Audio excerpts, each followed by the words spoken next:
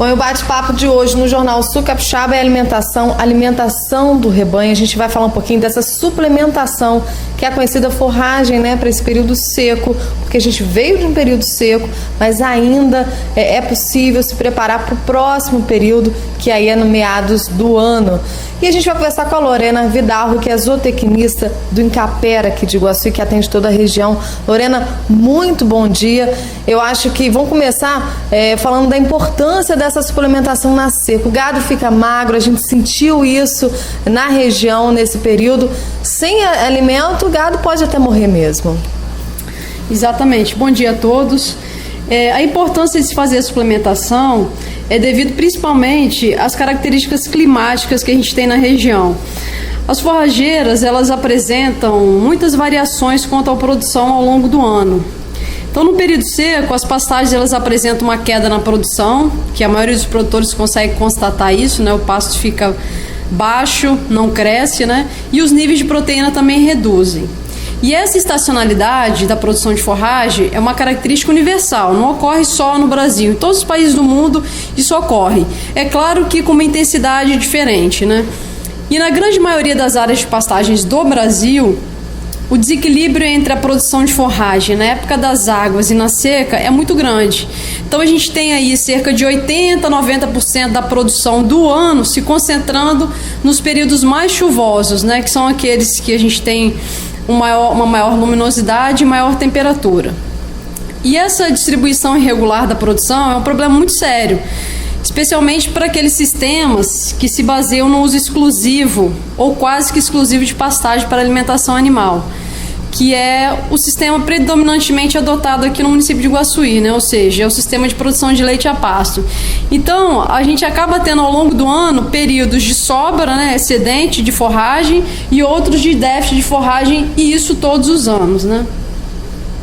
Então, é importante ter esse controle, porque a gente teve, como a gente falou no início, animais que morreram por falta de alimento. A falta de planejamento, então, é o que dita essa norma, essa regra. Se não tiver planejamento, tem problema na propriedade.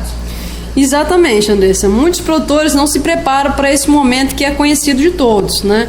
Agora, o que é importante frisar é que o planejamento é importante, né? Mas o essencial é o produtor executar, ou seja, ele colocar em prática, né, todas essas ações. Como é que o agricultor faz, Lorena, para ter essa reserva de alimento, para dar o seu animal nesse período de seca?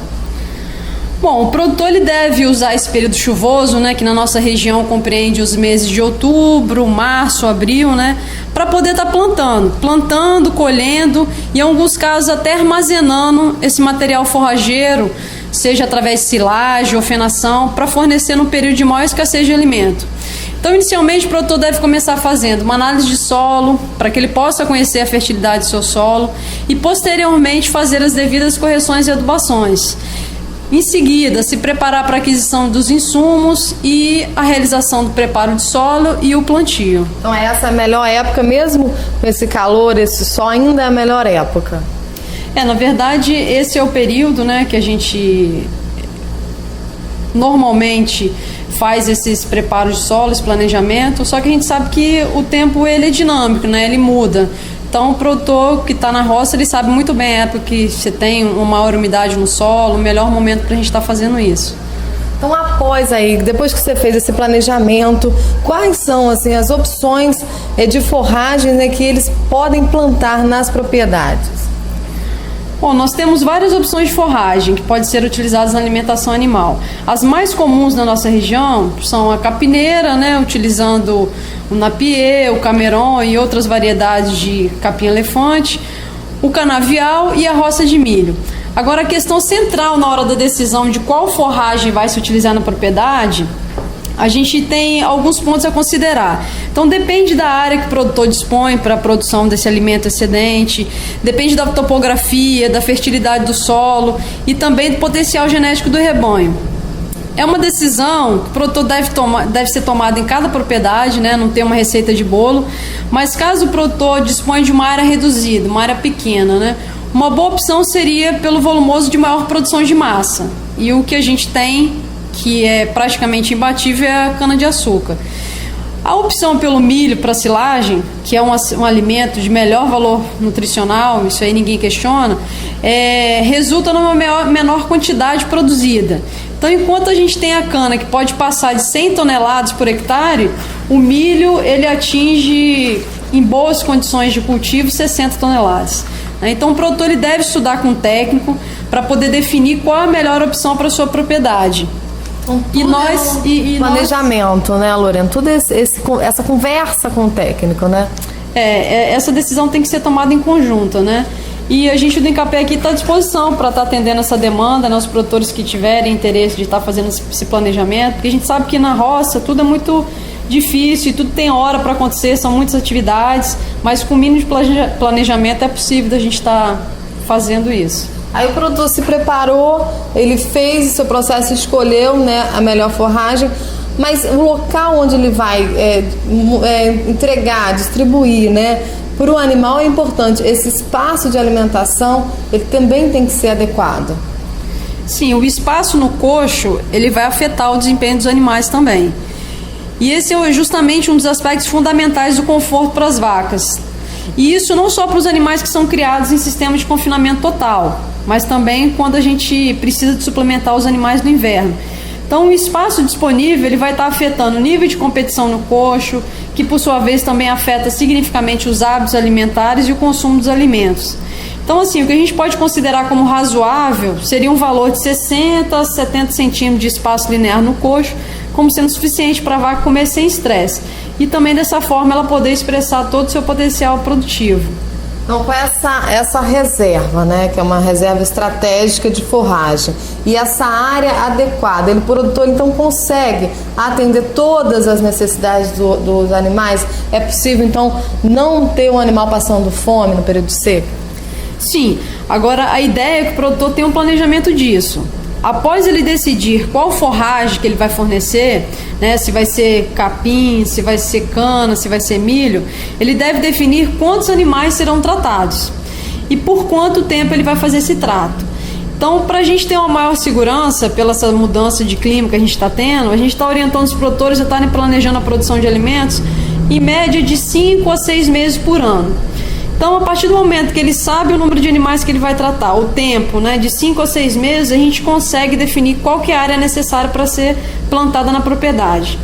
Isso tudo para evitar os transtornos, né, que a gente observou nessa última seca aí, que é a compra de volumosos a preços elevados.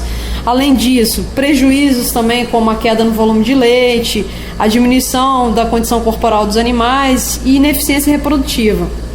Então, realizar a tomada de decisão com antecedência e agir de acordo com o planejamento previamente estabelecido é essencial. Mas você acha que, Lorena, você que já vem atuando aqui na região, você acha que o produtor hoje, ele quer essa informação, ele busca mais qualidade? Como é que você vê o setor e essa busca por informações? O Incapé tem auxiliado nesse trabalho?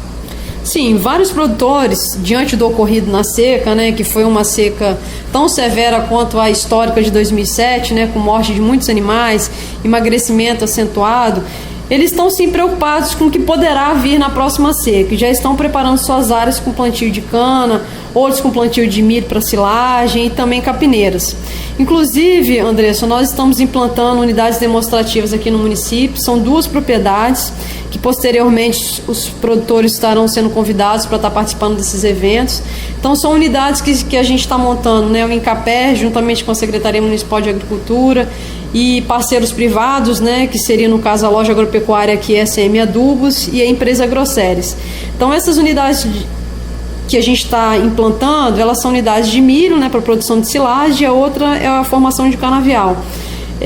Isso é para a gente poder apresentar para os produtores as técnicas, né, que foram utilizadas, as sementes, para que eles possam ter uma noção na prática de como se dá todo esse planejamento. Tem que ter, mostrar realmente como é que funciona, que às vezes muda um pouco, sai um pouquinho, como você falou, são tantas atividades na roça, é tão difícil manter esse cronograma, às vezes sai um pouco do planejado. Exatamente, mas os produtores terão a oportunidade em breve de estar conhecendo essas áreas. Lorena, eu queria te agradecer você pela entrevista hoje, que o bate-papo foi um pouquinho sobre essa preparação aí para o período seco, como é que faz ações, essa suplementação. É importante que esse clima, como você já disse durante toda a entrevista, o clima está intenso, chuva e hora sol demais, as temperaturas muito altas, né? O agricultor ele tem que ter realmente todo um traquejo para não ter prejuízo esse ano também, e o preço, a gente sabe que vai ser um preço menor esse ano também do leite. Exatamente, a gente também agradece a oportunidade, né, de estar conversando sobre esse tema que é muito importante na atividade. A gente sabe que o leite é uma forma grosseira de falar, mas ele entra pela boca mesmo. Se não tiver trato, não adianta ter genética e as outras coisas acabam não funcionando.